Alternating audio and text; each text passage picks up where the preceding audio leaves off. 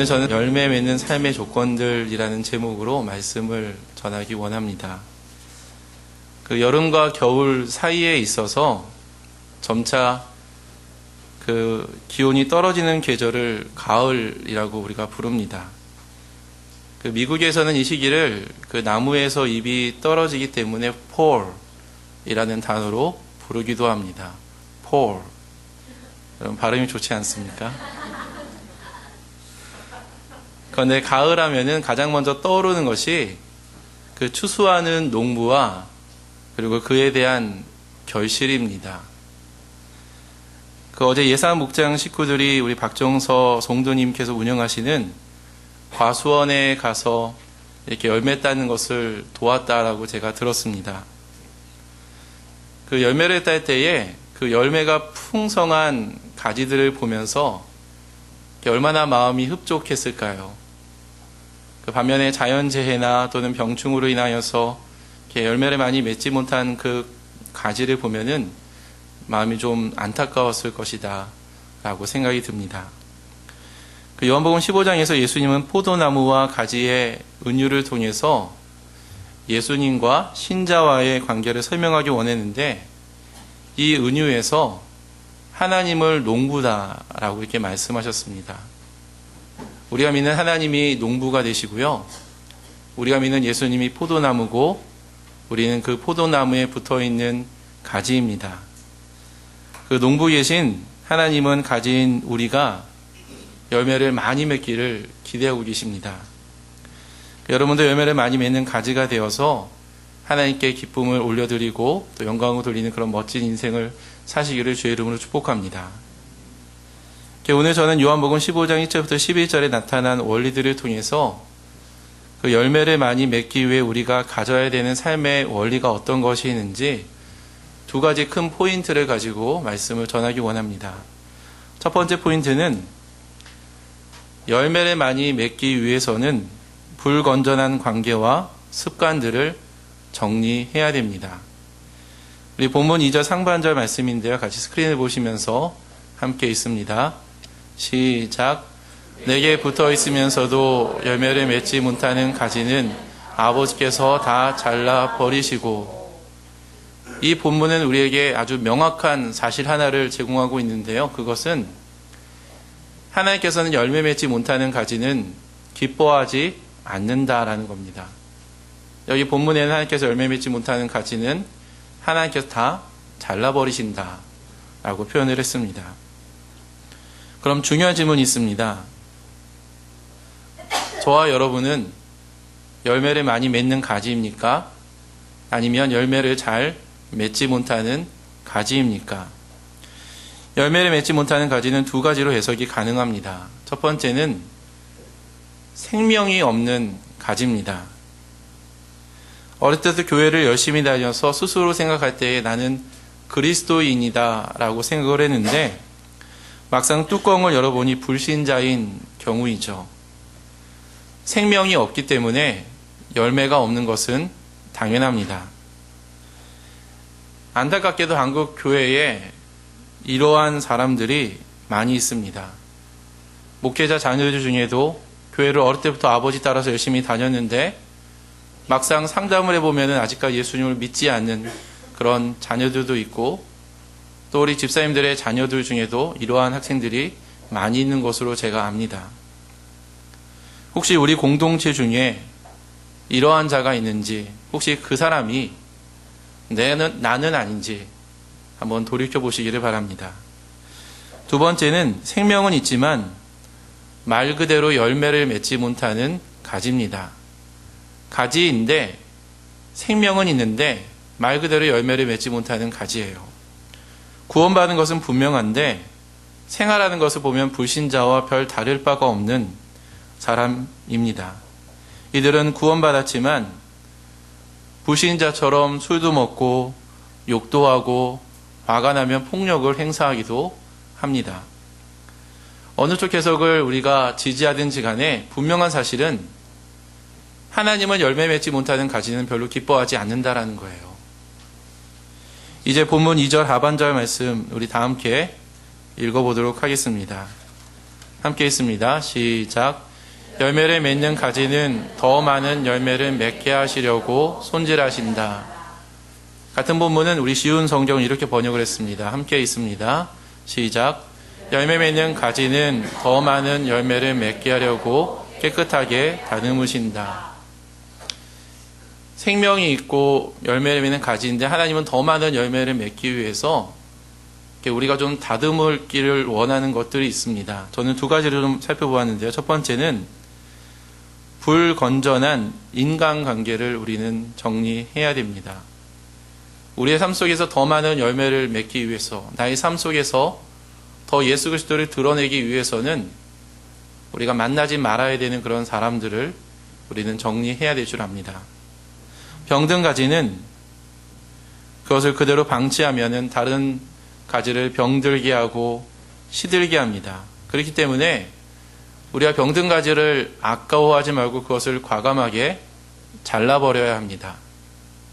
특히 죽은 가지는 원줄기에 병균이 생기거나 나무가 썩을 우려가 있기 때문에 더욱더 위험합니다. 사람도 마찬가지입니다. 나에게 부정적인 영향을 주는 사람이 있다면 내가 그 사람과의 관계를 과감하게 정리할 필요가 있습니다. 내가 지금 만나는 사람 중에 그러한 사람이 없는지를 한번 돌아보십시오. 그 사람이 불신자이든지 또는 교회를 잘 다니는 사람인지 그것은 별로 중요한 문제가 아닙니다. 내가 그 사람을 만나서 술이나 먹고 욕을 하고 세상의 쾌락을 추구하게 된다면 나는 그 사람과의 관계를 과감하게 정리할 필요가 있습니다. 물론 크리스찬들은 세상의 빛이 되어야 됩니다. 그리고 빛이 그 역할을 온전히 잘 감당하려면 빛은 빛 가운데 있는 것이 아니라 빛은 어둠 가운데 있는 것이 마땅합니다. 우리는 세상의 빛입니다. 그러나 우리가 알아야 될 것은 어둠의 세력이 너무나 큰데 내가 가지는 빛이 너무나 작아서 만약에 어둠이 빛인 나를 삼켜버리려고 하면 그 어둠 때문에 내가 가진 그 불마저 꺼져버리게 된다면 우리는 작정상 후퇴를 해야 된다는 거예요. 괜히 고집 부리고 객기를 부리다가 가만히 우리가 가지고 있는 불마저 꺼져버릴 위험이 있습니다.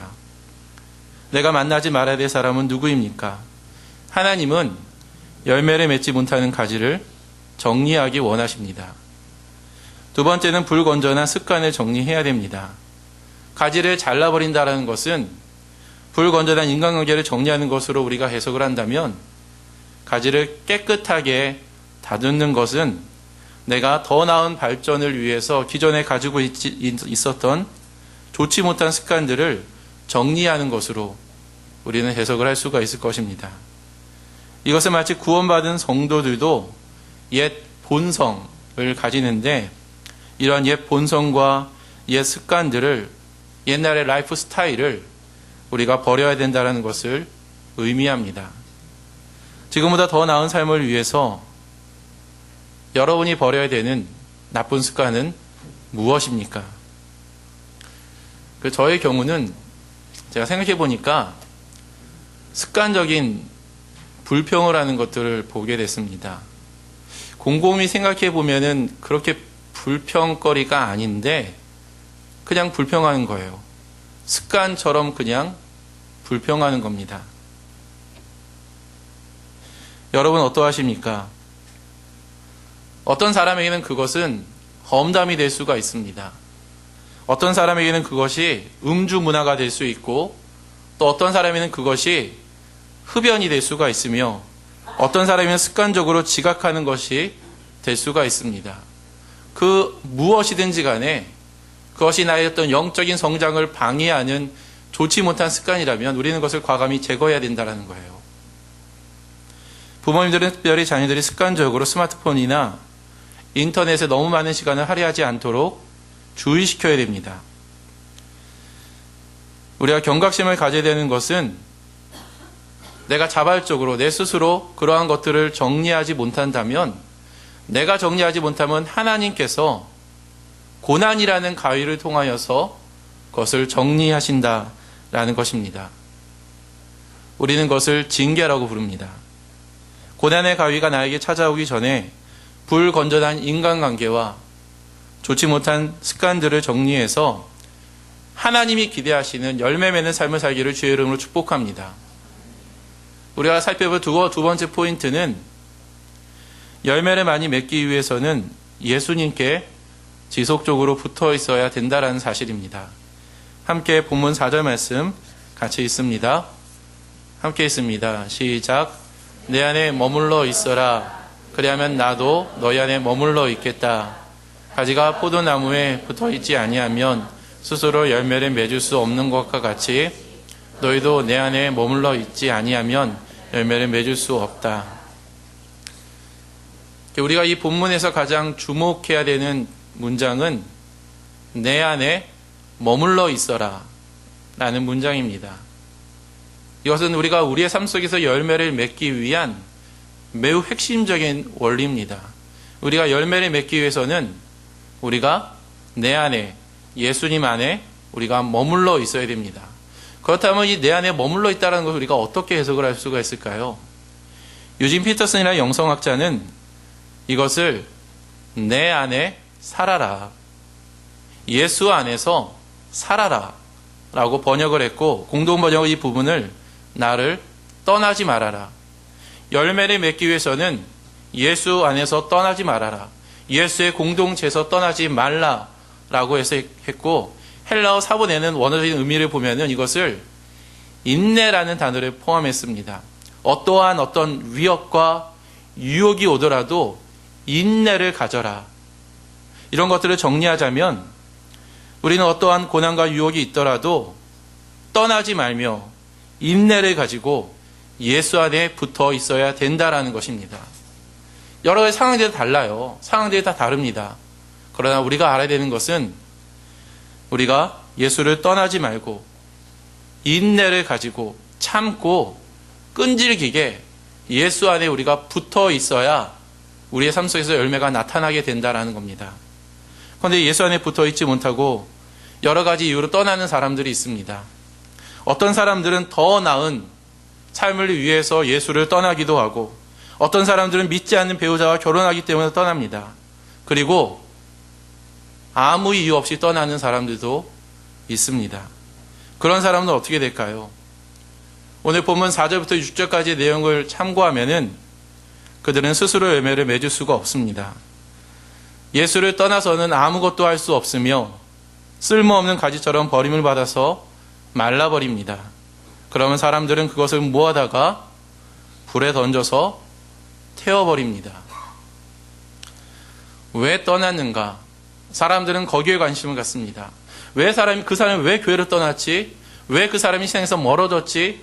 우리는 그것에 관심을 가지지만 정말로 중요한 것은 그 사람이 왜 떠났는가가 중요한 것이 아니라 내가 지금 붙어 있는 곳이 어디인가가 더 중요하다는 거예요. 내가 지금 예수라는 그런 몸에 붙어 있는가, 아니면 내가 세상에 붙어 있는가, 이것이 정말로 중요한 질문이다라는 겁니다. 나무에서 분리된 가지가 처음에는 붙어 있는 가지와 별 차이점이 없어 보이지만 시간이 지나면 지날수록 그 차이는 확연하게 드러납니다. 초기에는 가지가 나무에서 떨어지면 초기에는 생기를 잃어버리다가 그리고 시간이 지나면 점차 말라 비틀어 버립니다. 이처럼 예수를 떠나 예수님께 공급받지 못하는 크리스찬들은 처음에는 별 다를 바가 없어 보입니다. 어떻게 보면은 그 사람이 더 성공하는 것 같아요. 그 사람이 더 잘 되는 것 같습니다. 여행도 가고요. 자기가 하고 싶은 것도 마음껏 해서 굉장히 인생이 행복해 보입니다. 그러나 시간이 지나 보면 그 차이는 확연하게 드러납니다. 마태, 마가, 누가복음이 기록된 후에 50년이 지났습니다. 50년이 지난 후에 요한이라는 목회자는 이 복음서, 요한복음을 기록하게 되었는데, 그는 이 50년이라는 시간 동안에 스스로 예수를 만나서 자신이 크리스천이라고 자처하는 사람들이 어떠한 삶을 살았는지를 잘 관찰했을 겁니다. 그리고 이 복음서를 쓰게 된 겁니다. 우리도 신앙에 열린 만큼 처음에는 예수님을 잘 믿었다가 그러나 나중에는 여러 가지 이유 때문에 예수를 떠나는 수많은 사람들을 보아왔지 않습니까? 사람들이 예수를 떠나는 중요한 이유는 사람들에게 인정받기 위함입니다. 하나님에게 인정을 받는 것보다 부모님이나 배우자 또는 내가 속한 어떤 회사 공동체, 내가 속한 어떤 공동체에서 능력 있는 사람, 재미있는 사람으로 인정받는 것을 더욱더 매력적으로 느끼기 때문입니다. 학생들은 교회를 떠나 학원이나 놀이동산으로 가고 어른들은 상사에게 인정받기 위하여서 세상 사람처럼 행동을 합니다. 술도 먹고 노래도 부르고 춤도 춥니다. 못할 것이 없습니다. 누가 크리스찬이고 누가 불신자인지 별로 구분이 안 갑니다. 그러면 우리는 그때부터 마른 가지의 인생을 살게 됩니다. 여러분은 마른 가지의 인생이 즐거울 것이다 라고 생각을 하십니까? 예수 안에 거할 때에는 우리에게는 세상 사람들과 구별되는 매력이 있습니다. 그러나 우리가 예수를 떠나게 될 때에 우리는 그 매력을 상실하게 됩니다. 왜냐하면 이 매력의 원천이 나에게 있는 것이 아니라 내 안에 예수 그리스도가 있고 내 안에 생명력이 있고 내 안에 성령이 있는데 그 매력의 원천이 사라져버렸기 때문이죠. 그 결과 사람들은 마른 가지를 불에 주워서 불에 던져버리듯이 우리를 외면하게 될 것입니다. 제가 그것을 경험했습니다. 여러분, 그러면 하나님께 쓰임받지 못할 뿐만이 아니라 사람들에게도 필요 없는 존재가 됩니다. 그냥 붕 뜨는 존재가 되는 거예요. 이 사람도 아니고 저 사람도 아닌 그냥 미지근한 사람, 그런 사람이 우리가 되는 것입니다. 반면에 예수님께 붙어있는 삶은 어떠합니까? 예수 안에 거하는 삶을 살면은 열매를 많이 맺게 됩니다. 어떤 사람들은 이 열매를 전도의 열매로 정의를 하지만 성경은 가지가 또 다른 가지를 잉태한다라고 표현하지 않고 가지가 그 가지 안에서 열매를 맺는다라고 표현을 합니다. 그렇다면 열매는 크리스찬의 삶의 긍정적인 변화로 보는 것이 훨씬 더 자연스럽습니다. 바울은 갈라디아서 5장 22절과 23절에서 이 열매를 성령의 9가지 열매로 이렇게 표현했습니다. 같이 한번 저희가 함께 읽겠습니다. 시작.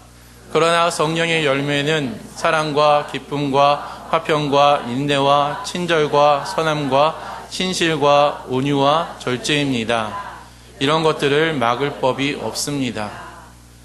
여러분, 우리가 예수에게 붙어 있으면 우리의 삶 속에서 조금씩 사랑의 마음이 생기고 기쁨이 생기고 화평이 생기고 인내가 생기고 친절과 온유와 이런 것들이 나의 삶 속에서 서서히 드러나게 된다는 거예요. 그렇다면 요한이 제시했던 긍정적인 삶의 변화는 무엇입니까? 첫째는 응답받는 기도 생활입니다. 요한복음 15장 7절 말씀 같이 한 목소리 읽습니다. 시작. 너희가 내 안에 머물러 있고 내 말이 너희 안에 머물러 있으면 너희가 무엇을 구하든지 다 그대로 이루어지게 될 것이다. 우리가 포도나무에 지속적으로 붙어 있게 되면은 점점 더 예수님을 닮아가게 됩니다. 그러면 우리의 기도는 이기적이지 않고 나를 위해서만 기도하는 것이 아니라 세상의 출세와 명예와 성공만을 위해서 기도하는 것이 아니라 예수님이 구하실 만한 제목으로 우리가 기도하게 됩니다. 예수님은 성경을 보면은 구하는 것마다 다 응답을 받게 되었습니다. 예수님이 무엇을 구하든지 간에 모두가 응답을 받게 되었다는 거예요. 그렇다면은 우리가 예수님 앞에 붙어 있어서 점점 더 예수님을 닮아가게 되면 우리가 구하는 모든 기도 제목들이 응답이 된다라는 겁니다. 여러분, 이러한 삶 한번 경험해 보시기를 바랍니다. 두 번째는 우리가 예수님께 붙어 있으면 하나님께서 영광을 받으십니다. 요한복음 15장 8절 말씀 함께 있습니다. 시작. 너희가 열매를 많이 맺어서 내 제자가 되면 이것으로 내 아버지께서 영광을 받으실 것이다. 우리가 예수님의 성품을 본받아 예수님께서 아버지의 명령에 순종한 것 같이 우리가 그분의 명령에 순종하게 되면 하나님은 그런 우리의 삶을 통하여서 영광을 받게 될 것입니다. 여러분 멋지지 않습니까?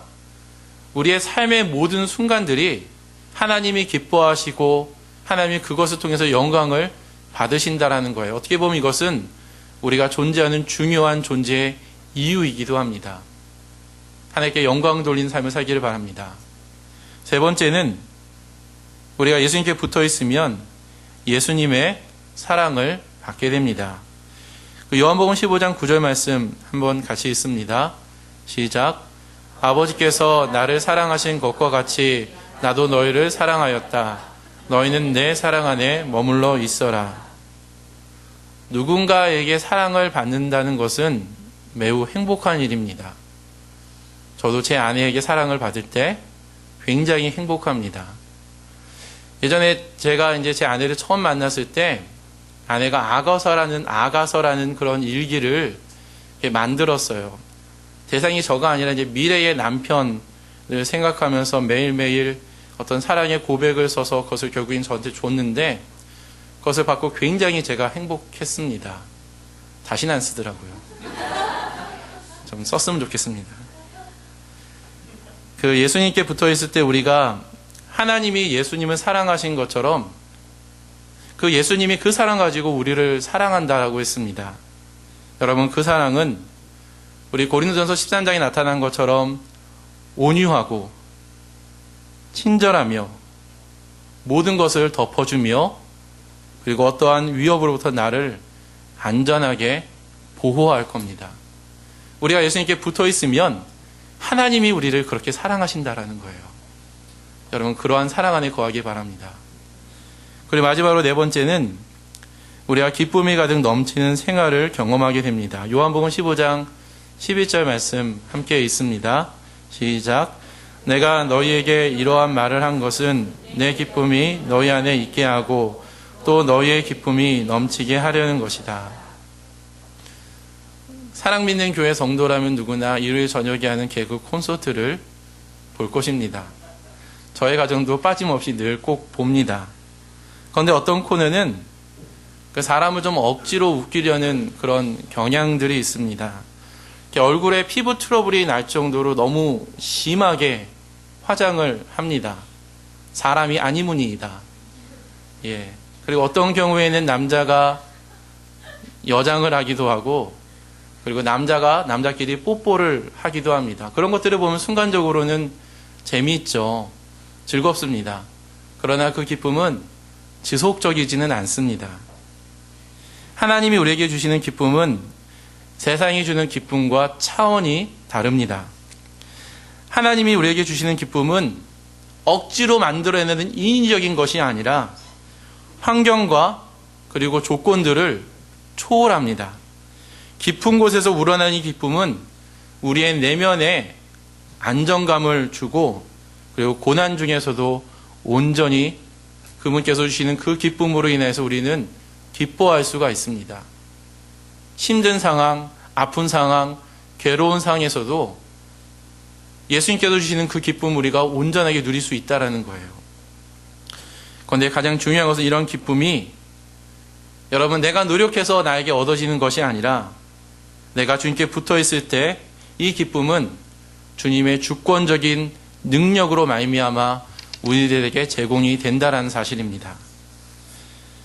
우리는 지금까지 열매 맺는 삶을 살려면 어떻게 해야 되는지 두 가지를 살펴보았습니다. 첫 번째는 불건전한 인간관계나 습관들을 정리해야 됩니다. 내가 멀리해야 될 사람이 누구인지, 내가 지금 끊어야 되는 나쁜 습관이 무엇인지를 여러분 생각해보고 결단하기를 바랍니다. 그것을 잘라버림으로, 그것을 정리함으로 열매를 많이 맺기를 바랍니다. 두 번째는 예수님께 지속적으로 붙어 있어야 됩니다. 열매 맺는 삶은 그 일주일에 한두 번 교회에 와서 예배를 드리는 것으로 채워지지는 않습니다. 가지가 포도나무에 일주일에 한 번 이렇게 붙어 있지 않잖아요. 가지가 포도나무에 늘 붙어 있듯이 우리는 예수님의 말씀을 묵상하며 그분의 사랑 가운데 우리는 거해야 될 줄 믿습니다. 그러나 일주일 내내 교회에서 생활하는 것을 열매 맺는 삶으로 오해해서는 안 됩니다. 하나님의 관심을 가지고 있는 것은 공간이 아니라 관계입니다. 예수님 우리와 친구처럼 친밀한 관계를 형성하기 원하는데 우리가 예수님과 친밀한 관계를 형성하게 되면 우리의 기도가 응답되고 나의 삶을 통해서 우리 아버지가 영광을 받고 그 다음에 우리는 하나님이 주시는 기쁨과 사랑을 온전하게 누릴 수 있게 될 것입니다.